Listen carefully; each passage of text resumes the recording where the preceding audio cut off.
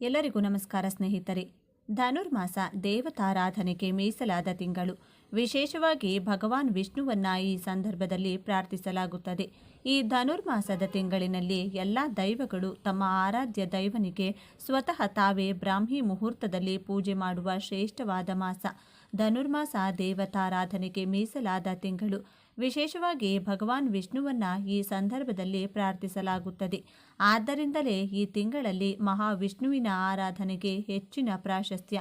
ಈ ಮಾಸದಲ್ಲಿ ದಾಸವಾಳ ಹೂವಿನ ಗಿಡದಿಂದ ಈ ಒಂದು ಚಿಕ್ಕ ಪರಿಹಾರವನ್ನು ಮಾಡಿದರೆ ಒಂದೇ ಒಂದು ವರ್ಷದೊಳಗೆ ಚಿನ್ನ ಒಡವೆಯನ್ನು ಕೊಂಡುಕೊಳ್ಳುತ್ತೀರಾ. ಈ ಮಾತು ಪಂಡಿತರು ಹಾಗೂ ನಮ್ಮ ಶಾಸ್ತ್ರಗಳು ಹೇಳ್ತಾ ಇದೆ. ಶಾಸ್ತ್ರಗಳಲ್ಲಿ ಹೇಳಿರುವ ಪ್ರಕಾರ ದಾಸವಾಳ ಗಿಡದಿಂದ ಮಾಡುವಂಥ ಪರಿಹಾರ ಏನು ಅನ್ನೋದು ಈ ವಿಡಿಯೋದಲ್ಲಿ ತಿಳಿಸಿಕೊಡ್ತೀನಿ. ಇದು ತುಂಬಾ ಚಿಕ್ಕ ಪರಿಹಾರ, ಹಾಗೆ ಈಸಿ ಪರಿಹಾರ ಕೂಡ, ಆದರೆ ತುಂಬಾ ಪವರ್ಫುಲ್ ಆಗಿದೆ. ಹಾಗಾಗಿ ವಿಡಿಯೋ ಫುಲ್ಲಾಗಿ ಸ್ಕಿಪ್ ಮಾಡದೆ ನೋಡಿ. ಆದರೆ ಅದಕ್ಕೂ ಮುಂಚೆ ನೀವಿನ್ನು ನಮ್ಮ ಚಾನಲ್ನ ಸಬ್ಸ್ಕ್ರೈಬ್ ಮಾಡ್ಕೊಂಡಿಲ್ಲ ಅಂದರೆ ಖಂಡಿತ ಈಗಲೇ ಸಬ್ಸ್ಕ್ರೈಬ್ ಮಾಡ್ಕೊಳ್ಳಿ. ಹಾಗೆ ಈ ವಿಡಿಯೋ ಇಷ್ಟ ಆದರೆ ಮರೆಯದೆ ಒಂದು ಲೈಕ್ ಕೊಡಿ. ಎಲ್ಲರೂ ಭಕ್ತಿಯಿಂದ ಓಂ ಶ್ರೀ ಮಹಾಲಕ್ಷ್ಮಿ ನಮಃ ಅಂತ ಕಮೆಂಟ್ ಮಾಡಿ. ಸ್ನೇಹಿತರೆ, ನಾವು ಹಿತ್ತಲಲ್ಲಿ ಅಥವಾ ಮನೆ ಮುಂದೆ ದಾಸವಾಳ ಗಿಡವನ್ನು ಬೆಳೆಸಿದರೆ ಆ ಹೂವುಗಳು ಎಷ್ಟು ಸೊಗಸಾಗಿ ಬೆಳೆಯುತ್ತದೋ ಅಷ್ಟು ಸಮೃದ್ಧಿಯಾಗಿ ನಮ್ಮ ಜೀವನ ಕೂಡ ಇರುತ್ತದೆಂದು ನಮ್ಮ ಶಾಸ್ತ್ರಗಳು ಹೇಳುತ್ತಿದೆ. ದಾಸವಾಳ ದೇವತಾ ವೃಕ್ಷ. 5 ಕಲ್ಪವೃಕ್ಷಗಳಲ್ಲಿ ದಾಸವಾಳ ಗಿಡ ಕೂಡ ಒಂದು. ಮೊದಲನೆಯದು ಪಾರಿಜಾತ, 2 ಕಲ್ಪವೃಕ್ಷ, 3 ಹರಿಚಂದನ, 4 ಸಂತಾನ ವೃಕ್ಷ, 5ನೇದು ಮಂದಾರ ಗಿಡ. ಮಂದಾರ ಗಿಡ ಅಂದರೆ ದಾಸವಾಳ ಗಿಡ. ಈ 5 ಗಿಡಗಳನ್ನು ಪಂಚಕಲ್ಪ ವೃಕ್ಷಗಳು ಅಂತ ಕರೀತಾರೆ. ಎಲ್ಲ ಕಾಲಗಳಲ್ಲೂ ಹೂವು ಬಿಡುವಂಥ ದಾಸವಾಳ ಗಿಡವನ್ನು ಮನೆಯಲ್ಲಿ ಬೆಳೆಸಿಕೊಂಡ್ರೆ ಆ ಮನೆಯಲ್ಲಿ ಎಂದೂ ಕೂಡ ಹಣಕ್ಕೆ ಕೊರತೆ ಬರುವುದಿಲ್ಲವಂತೆ. ಕೆಂಪು ದಾಸವಾಳ ಹೂಗಳನ್ನು ದೇವರಿಗೆ ಸಮರ್ಪಿಸಿ ಭಕ್ತಿಯಿಂದ ನಮ್ಮ ಕೋರಿಕೆ ಹೇಳಿಕೊಂಡ್ರೆ ಆ ಕೋರಿಕೆಯನ್ನು ದೇವರು ಸ್ವತಃ ಕೇಳಿಸಿಕೊಂಡು ಈಡೇರಿಸುತ್ತಾರೆ ಎಂದು ಒಂದು ಪುರಾಣದ ವಚನವಿದೆ. ದಾಸವಾಳ ಗಿಡ ಮನೆ ಮುಂದೆ ಬೆಳೆಸುವವರು ಸಿಂಹದ್ವಾರದ ಪಕ್ಕದಲ್ಲಿ ಬೆಳೆಸಬೇಕು. ಅದೇ ಒಂದು ವೇಳೆ ಹಿತ್ತಲಲ್ಲಿ ಬೆಳೆಸುವವರು ಎಲ್ಲಿ ಬೇಕಾದರೂ ಬೆಳೆಸಬಹುದು. ನಮ್ಮ ಶಾಸ್ತ್ರಗಳು ಹೇಳಿರುವ ಪ್ರಕಾರ ಒಂದೊಂದು ದೇವರಿಗೆ ಒಂದೊಂದು ಪ್ರತ್ಯೇಕವಾದ ಹೂವೆಂದರೆ ಇಷ್ಟ ಇರುತ್ತೆ. ಅವರ ಪೂಜೆಯಲ್ಲಿ ಆ ಹೂವನ್ನು ಬಳಸಿದರೆ ನಮಗೆ ಬೇಗನೆ ಫಲ ಸಿಗುತ್ತದೆ. ಆದರೆ ಎಲ್ಲ ದೇವರು ದೇವತೆಗಳು ಇಷ್ಟಪಡುವಂಥ ಹೂವು ಕೆಂಪು ದಾಸವಾಳ. ನಮಗೆ ಎಷ್ಟೋ ಬಣ್ಣದ ದಾಸವಾಳ ಹೂಗಳಿದ್ದರೂ ಕೂಡ ಕೆಂಪು ಬಣ್ಣದ ಹೂವಿಗೆ ಇರುವಂಥ ಪ್ರತ್ಯೇಕತೆ ಯಾವ ಹೂವಿಗೂ ಕೂಡ ಇರುವುದಿಲ್ಲ. ದೇವರಿಗೂ ಕೂಡ ಈ ಕೆಂಪು ಬಣ್ಣದ ಹೂವೆಂದರೆ ತುಂಬ ಇಷ್ಟ.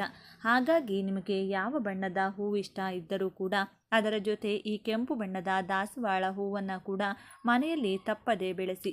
ಈಗ ವಿಷಯಕ್ಕೆ ಬಂದರೆ, ಪ್ರತಿಯೊಬ್ಬರಿಗೂ ಕೂಡ ಚಿನ್ನ ಅಂದರೆ ತುಂಬಾ ಇಷ್ಟ. ಮುಖ್ಯವಾಗಿ ಹೆಂಗಸರಿಗೆ ಚಿನ್ನ ಅಂದರೆ ಎಷ್ಟು ಇಷ್ಟ ಅಂತ ಪ್ರತ್ಯೇಕವಾಗಿ ಹೇಳಬೇಕಾಗಿಲ್ಲ. ಪ್ರಾಣ ಬೇಕಾದರೂ ಕೊಡ್ತಾರೆ ಹೊರತು ಚಿನ್ನನ ಮಾತ್ರ ಬಿಟ್ಟು ಕೊಡಲ್ಲ. ಅಷ್ಟೊಂದು ಇಷ್ಟ ಚಿನ್ನ ಅಂದರೆ. ಆದರೆ ನಮ್ಮ ಪುರಾಣಗಳಲ್ಲಿ ಇರೋ ಪ್ರಕಾರ ಚಿನ್ನದಲ್ಲಿ ಕಲಿಪುರುಷ ವಾಸ ಇರ್ತಾನೆ. ಮಹಾರಾಜ ಯಾವಾಗ ಕಲಿಪುರುಷನಿಗೆ ಚಿನ್ನದಲ್ಲಿ ವಾಸ ಇರೋಕೆ ಅನುಮತಿ ಕೊಟ್ಟರು ಆ ಮರುಕ್ಷಣವೇ ಅವರ ಕಿರೀಟದೊಳಗೆ ಪ್ರವೇಶಿಸಿದ ಕಲಿಪುರುಷ ಅವರ ಪ್ರಾಣವನ್ನೇ ಬಲಿ ಪಡೆದುಕೊಂಡ.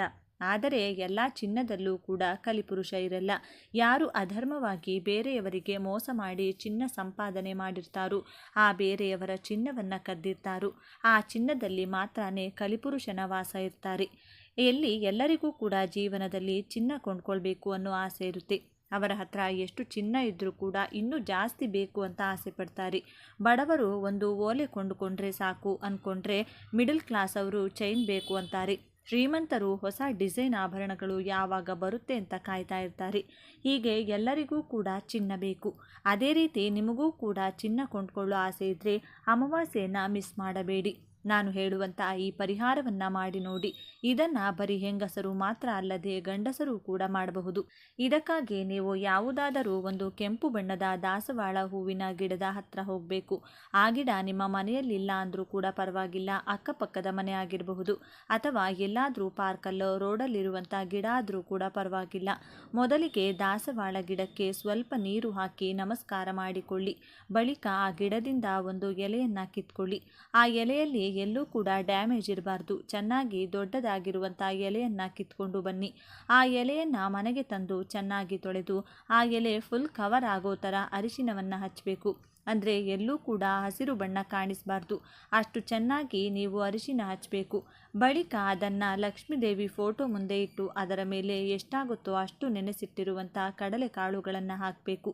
ರಾತ್ರಿಯೇ ನೆನೆಸಿಟ್ಟರೂ ಕೂಡ ಪರವಾಗಿಲ್ಲ, ಅಥವಾ ಒಂದು 4 ಗಂಟೆ ಮುಂಚೆ ನೆನೆಸಿಟ್ಟರೂ ಕೂಡ ಪರವಾಗಿಲ್ಲ. ಆ ಎಲೆಯಲ್ಲಿ ಎಷ್ಟಿಡಿಸುತ್ತೋ ಅಷ್ಟು ಕಡಲೆಕಾಳುಗಳನ್ನು ಹಾಕಿ, ನೀವು ಕಡಲೆಕಾಳು ನೆನೆಸುವಾಗ ಸ್ವಲ್ಪ ಅರಿಶಿನ ಕೂಡ ಹಾಕಿ ನೆನೆಸಿರಬೇಕು.